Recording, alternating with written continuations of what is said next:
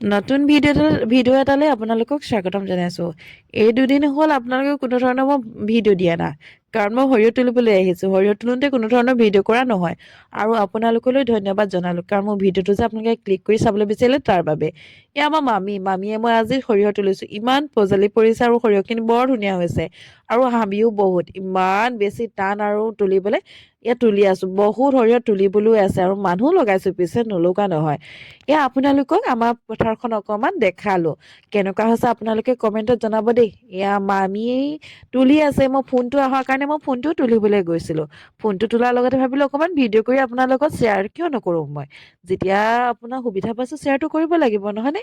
এয়া দেখিছে নহয়, ইমানেই মানে সৰিয়হখিনি ডাঠ, ইমানেই সৰিয়হখিনি ডাঠ, মানে তুলি মানে একদম মানে আমাৰ নুতুতে মানে। এয়া একদম মামীয়ে তুলি আছে, মই এইটো চান্সতে মামীকো তুলি ল'লোঁ। এই মামীয়ে কিমান স্পীডত তুলিছে চাওক। ইয়াত কিন্তু মই স্পীডটো বঢ়াই দিয়া নাই দেই, একদম এইটো নৰ্মেল হয় আৰু নেচাৰেল হয় মানে।